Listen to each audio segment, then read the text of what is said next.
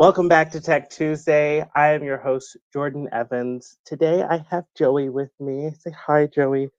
Joey is sleeping.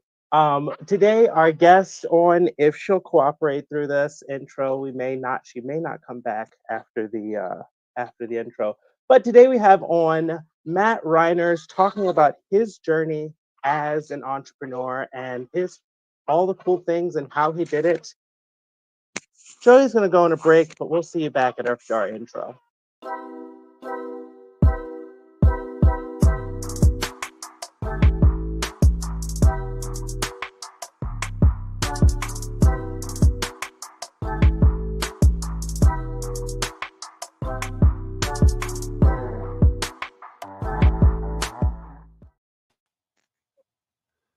And we're back. I managed to make that happen. That was impressive. That was impressive. Matt, thanks so much for coming on the show. We actually had you on the show because I've started following you since before you had your kids. But I think. Do you remember the first time we interacted, Jordan? Yes, it was in Meg's class. You had 4 people in the class, and Meg asked you to come down to talk to our class. Yeah. And I'm like, who is this bald, sweaty guy?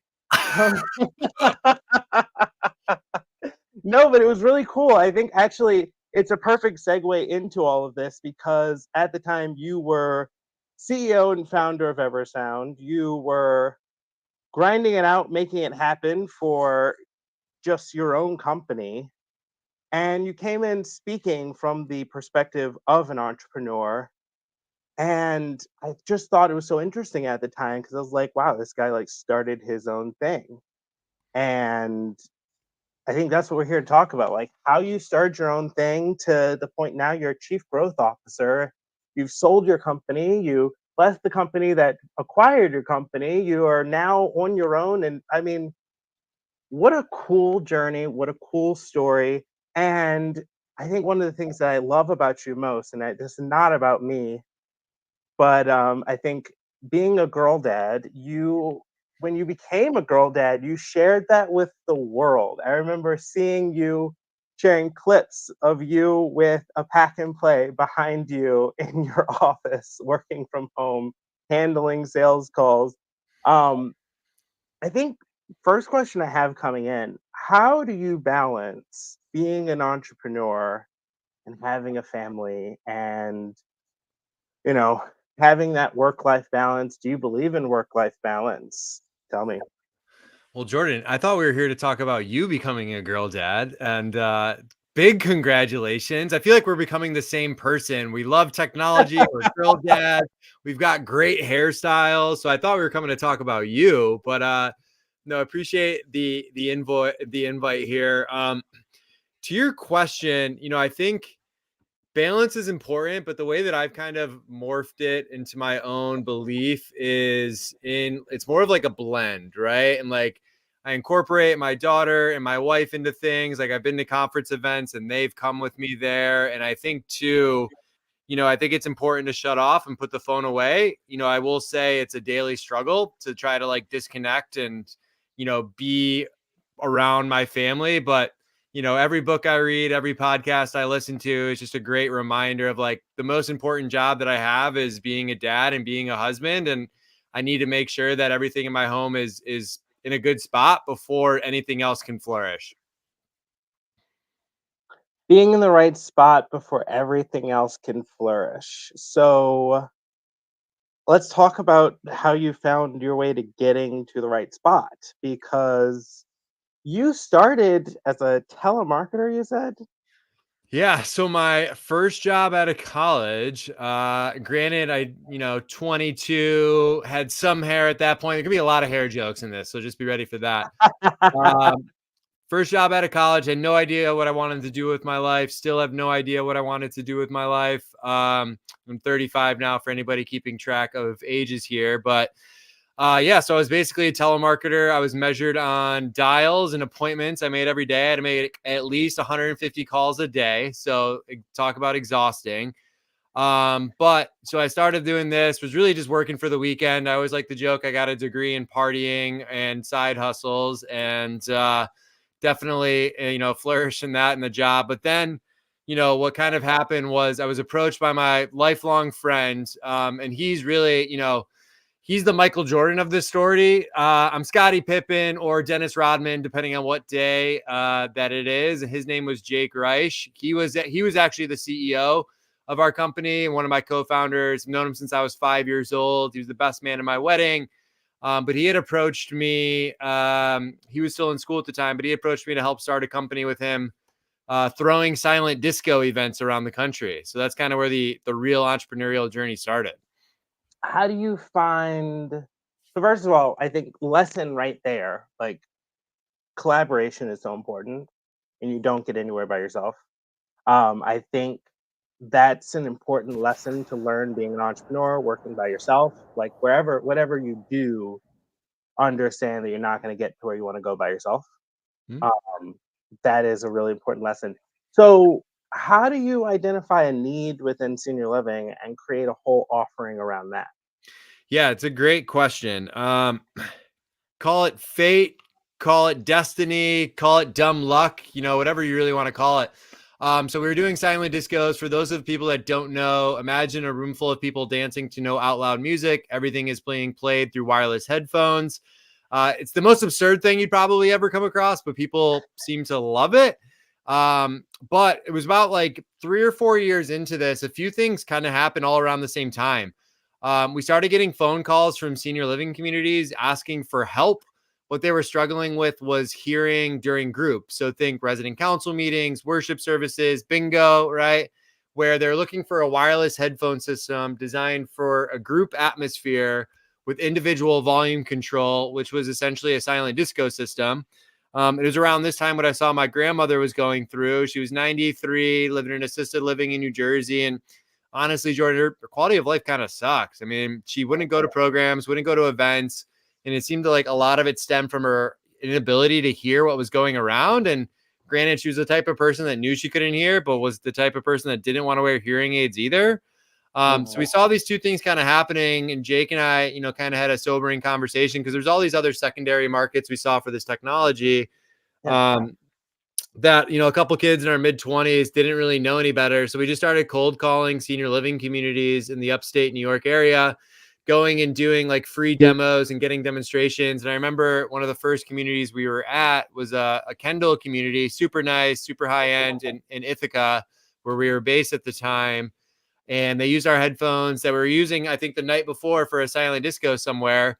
They used it for a resident council meeting, and a gentleman by the name of Vern Rockcastle, which is probably one of the coolest names I think I would ever heard for somebody. I've also heard of a Steve Steelhammer. That's pretty cool as well. Oh, Um, he had approached us and basically said he'd been coming to this resident council meeting for 7 years. And this was the first time he was able to hear every single word and thanked us. And we were like, holy moly. So, we kept doing these demos. We probably walked into 100 communities or so, and really just to see the value prop and kind of the product market fit. And there we saw there was a huge opportunity to create a business, do some good around it, and try to improve resident quality of life. And that really set us on a mission to try and grow Eversound. And that started back in like 2016. wow. So from there, you identify need and then you explore it. So I think what I'm hearing from that is don't be afraid to go somewhere that you didn't plan. Yeah, I would say I've always tried to practice a sense of just being like genuinely curious about things. And I Yeah. think, being a young company allows you to kind of do things that aren't typically scalable. And for us, right, like we started seeing this feedback from this industry that they thought, it was, and to us too, we were trying to find something that better aligned with our overall values because, silent discos was typically a late night event. There was other substances involved. It was, a music festival, rave scene. So we were trying to, and I would say Jake and I are, I like to think we're good human beings and like try to just align and create a company that just had a little bit more purpose and allowed us to kind of do something that more aligned with that. And so, yeah, and I would say like in the exploring it, right? Like I'm always a big believer in just maximizing conversations with either who might be your client or who might be someone you would want to work with, because getting their feedback. I find too many people create product services behind closed doors, reveal it to the world, and are like, here you go. And they're like, this isn't even a problem. So we did a Right. lot of customer discovery with residents, with staff, to try to figure out like what made the most sense and what allowed us to like put a solutions and a service out there that, we're able to grow to about 1,400 communities. Wow. And I think what is the biggest challenge is for entrepreneurs, for small startups is, okay, now you've become something, and growing to a space where you as a founder step back and just let it do its own thing. Speak on that. Yeah. So I think in terms of like that instance, right? Like it's all about the team that you create. And I think you kind of hit the nail on the head early on, right? Like it's all about the collaboration. There'd be so many times like I was primarily the only person at conferences. So when people saw Eversound, they thought of me, but like I was just the guy that wasn't afraid to go and talk in front of people. But there is a team behind us that like just smarter, dedicated, awesome human beings that would really were able to kind of create this whole experience. And I forgot the original question, Jordan. I'm not going to just keep winging it here, but I'll put it back to you. Yeah, so I mean, collaboration, and you actually spoke on it, is allowing for a collaborative space so that you can step back and trust the people that you've hired to do the job, and not get stuck in founder syndrome. I think we all know someone in different spaces, even outside of senior living, that has founder syndrome. That is just stuck in the weeds and cannot step back. How do you, and you spoke on that, allowing trusting that the people that do the job, and also knowing what you bring to the team and leaning heavily in that. Yeah, absolutely. And I think too, in terms of like stepping out, I think too many times as founders, I always like to ask the question, are we working in the business or are we working on the business? And I find too many times we get stuck working in the business because we're putting out Mm. fires, right? Like there's always something that can be done, but you need to take the mental space to kind of from a bird's eye view, kind of look at what's going on, what's happening, and what's ultimately going to drive the best experience or take it to the next level.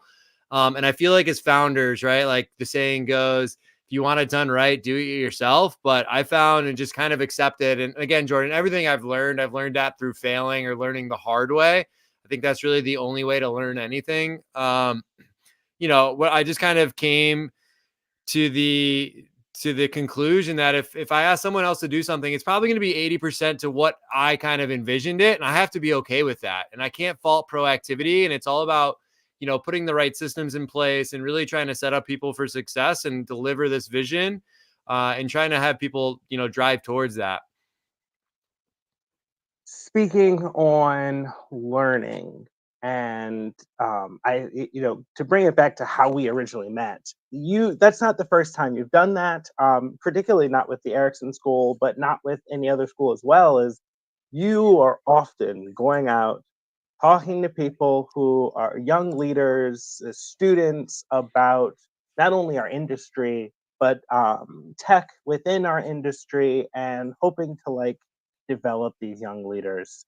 Um, why? I wish I could think of a better question, Hey, no, that's but like, why? Why? I mean, what sparked your interest in?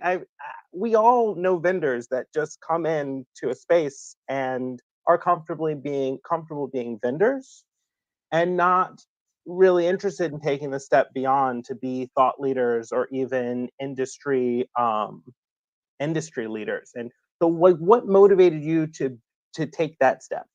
Yeah, that's a great question, Jordan. I think from my point of view, right, like coming out of school, being someone young, I didn't know what the senior living industry was, right? I kind of had that stereotypical view. It was that old nursing home that didn't smell good. And that was kind of what senior living was to me. But once I kind of like got into it, interacted with the people in this space and just like interacted with the residents, I felt for the first time I found my people. And I think too, as I think about it as an industry, I love it from a business perspective because it's almost like business with soul, right? Where like you can do really anything and everything, whether it's finance, whether it's marketing, sales, operations, and you can do this with kind of a bigger purpose than yourself to help improve quality of life for older adults. And I feel like for me, and like why I try to be so vocal about that is just because like I think a lot of young people are lost in terms of what they're doing. And I think when you look at some of the generational trends, some of the younger people are looking for more purpose driven work, right? Like, again, I think in my first job, I was selling payroll and HR services, like something I could not get excited about or care about. But that's why I try to like just be so vocal, whether it's students or younger leaders, and just like let them know that this is an awesome industry that's only going to grow. I mean, I won't get into all the, demographic shifts and all that sort of stuff, but I just look at it from some of the best people I've met have been in this industry, and if people that are looking for their next thing or what to go set a career in, just wanted them to know more about this because I feel like not enough people are kind of voicing. I think it's a lot of talk within the industry about like what we do, but like how do we just bring in the next group of rock stars, all stars, and just continue to grow our industry, one person at a time. Hmm. One person at a time.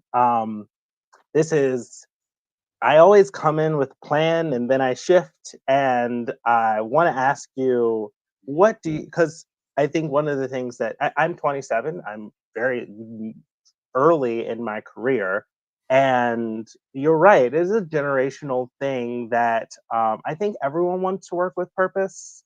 But that being said, also it is a trend that Gen Zers like myself, or Zillennials, whatever you want to call us, and millennials, don't want to just show up for a job, but want to have a job that gives them a larger purpose. And it's frustrating, but it's also really frustrating and hard to get into this industry when you don't know anyone. I think everyone, especially outside of clinical, like it's if you have a nursing home administrators, you have an NHA license, or you're a nurse, like it's easy to find those paths, Mm, but it's hard to say, I want to work in marketing and senior living and then just find an entry level position in that. that's fair. And often it's the vendors and our industry collaborators that step in and have those entry level roles. I mean, that's how I've been able to continue my career in this space, is with those collaborators that say, yeah, we have a junior level this, we have a junior level that, you can come in. So how have you, where do you see that now? You're at Parasol, which is a larger organization. Like, where do you see continuing that efforts to give pathways into the industry? Yeah, it's a great question. So I have to shout out. So I sit on a steering committee for the Granger Cobb Institute of Senior Living out of Washington State University, and they're trying to figure out just that, right? So they're working with more on the provider side, whether it's offering internships or some of these more entry level opportunities to just make people aware of those. I do think a lot of people are still coming in through the vendor route. I know there's a lot of people we hired right out of college because there's, you know, working at a startup, you can't usually offer the most the best pay or any of that stuff, but you try to find those people with purpose. But I think there's opportunities, and I think people are starting to navigate to these other opportunities to try and bring more people into this industry.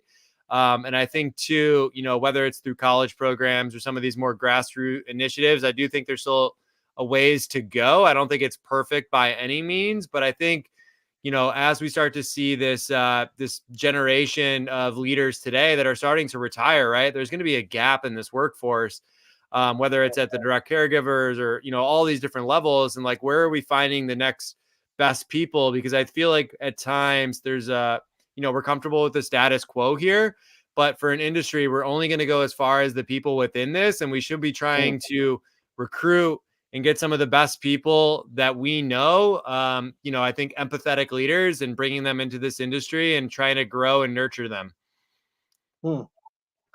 And the idea of growing and nurturing, you have a podcast where you not only speak on growth nurturing our industry, each other. You bring on people that are doing innovative and cool things that they want to share.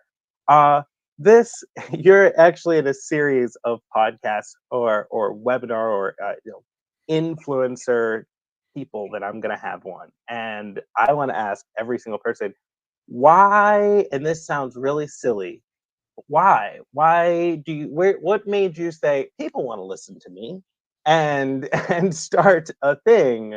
And I want to, there's a link to your podcast that we have, I'd love to put that up, um so that people can learn more. But what made you want to start connecting the dots? Great question. And I think the jury's still out, Jordan, if people want to actually listen to me or not. But uh at least my mom is my number one fan. So that's all that matters. No, I think when I was first starting it was, in 2020, it was definitely just a rip off of John Krasinski's and what he was doing with like Friday Good News. What I was noticing was that like all the news outlets, right? I mean, if it bleeds, it leads. So they're just covering the most negative things. And I just found them kept putting a negative light on senior living, but I knew people were working their butts off and like just the most passionate, awesome people. So I wanted to kind of put a spotlight on and give, that stage to some people that I thought were doing awesome, cool things and just like helping to spread the knowledge that way. It's grown over the years. I've had friends on, I've had people come on that I think are doing cool stuff. I think I don't know, we're probably like 120 episodes now. But I think too, Amanda's my number 2 fan right there. But I think too with it, right? Like whatever I can do to just kind of continue to, if there's one thing I'm good at, Jordan, this is just talking out loud in front of a group of people and having really no end in sight. I like to think I'm a better Michael Scott when it comes to that. But I think there's a role we all play in terms of being this industry's advocates and like trying to do that. And like, if I can help one person who wouldn't have considered this industry as before, I feel like that's a win. That's awesome. I really appreciate that. As someone who works in this industry and is also an advocate for bringing people in, um, it's we do need more Gen Zers. We need more Gen Alphas that are looking at this as an industry. Um, so you start this podcast. You now have you're working at Parasol. Where what's next for Matt Reiners? That's a great question. So what's next is the making Parasol Alliance. I feel like it's one of the best kept secrets within our industry. And, from my point of view, just to kind of give you some context to that. So, after I resigned from the company that had bought Eversound, I took the summer off, was kind of weighing out options. And I have to say, taking the summer off was awesome. Um, and I was weighing options and I was talking to a bunch of tech vendors, right? That's where the majority of my time, effort, and energy has been spent, if all of it. And I kept talking to all these technology vendors, and they're all struggling with the same thing when it came to technology within senior living, right? Like whether it was implementation or making sure that people were continuing to use it. And it was almost as like technology culture was still lagging behind. So I figured I would go above that and join a company like Parasol that's really just trying to change the technology culture within senior living. We're basically technology partners for a lot of these senior living communities, whether it's consulting, being fully outsourced IT, and just saw, my calling now is just to really try and change the technology culture. And I think, but being intentional about it, because I think when people think of senior living, there's always that fear of, it's such a people to people industry, which I completely agree with. But I see this opportunity for technology to play a role that might take out some of those minute tasks that we all have to do. And how do we just like give ourselves more time to focus more on that care, that person to person interaction? And so I found this next calling to try and just change this culture and join the team at Parasol with Amber as their CEO, who's an awesome person and just visionary when it comes to all this stuff. And, what's next? I just try and take it day by day, Jordan. I want to get through the end of this day and then wake up tomorrow and figure out what's there and just, you know, go where the wind makes sense. But right now it's Parasol and trying to change this technology culture that needs so much help within this industry today. it takes all of us to really change the technology culture. I mean, you're right, implementation is a challenge.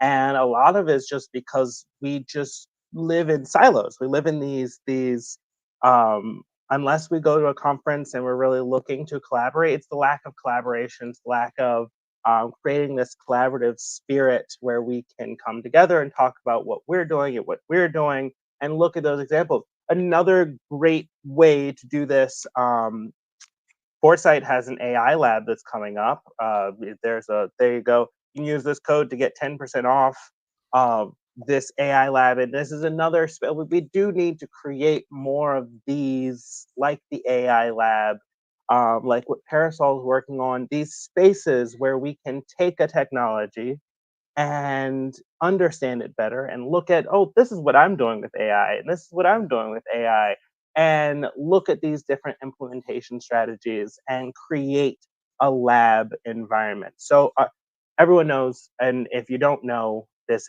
you heard it here. There is this big nature or big tendency that we have in this industry of surplus safety. We are risk averse, and so often we want to try something new, but we're afraid because of regulatory. I mean, rightfully so, we're afraid.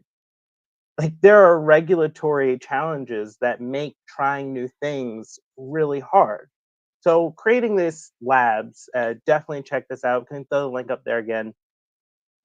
Um, Going to a lab, creating a lab environment within your space is a great way to try new things. Um, Matt, last word for anyone who's watching that might be an entrepreneur that has an idea that's like, I want to get started. What would you have to say to that? Like, Yeah. if anyone says, I want to be where Matt is in 5, 6 years, in 10 years, what's your Invest in Bic and shaving cream. Had to get one last final hair joke in there. I think one of the things that I would say, and it's been super helpful just even to my own mental well-being, is changing the word fail to the word learn. So you didn't fail at doing something, you just learned not how to do something. I think as you're on the entrepreneurial journey, it's such a roller coaster ride, even from like hour to hour. But taking this approach, because like you're just failing and learning all day, every day. And I found too, like when I kind of like tricked my brain into thinking that way, I just felt better about some of the stuff that I was doing or working on. So I would say that would probably be my closing thoughts. wow? I remember someone said, if you think about you're climbing this ladder or climbing these stairs, you don't fail and go back to the bottom of the stairs. You just fail right there. All the Right. things that you took to get to that point don't go away. All the things you learned, the things you worked on, learn to pivot. You may have to take a step back, but you never have to go all the way back to zero. Right. And that is in that same spirit. Thank you so much. Another link, Matt. Thank you so much for coming on the show. Another link to your show. Who do you have on next? What's up next for the show?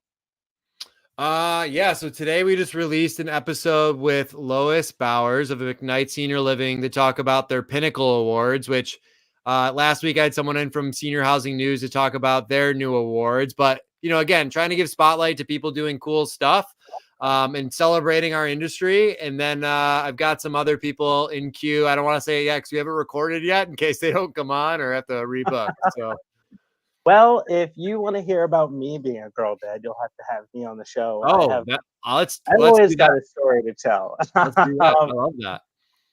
So if you're interested in hearing more about Tech Tuesday, come back on our show. We're here every Tuesday at 1:30 Eastern.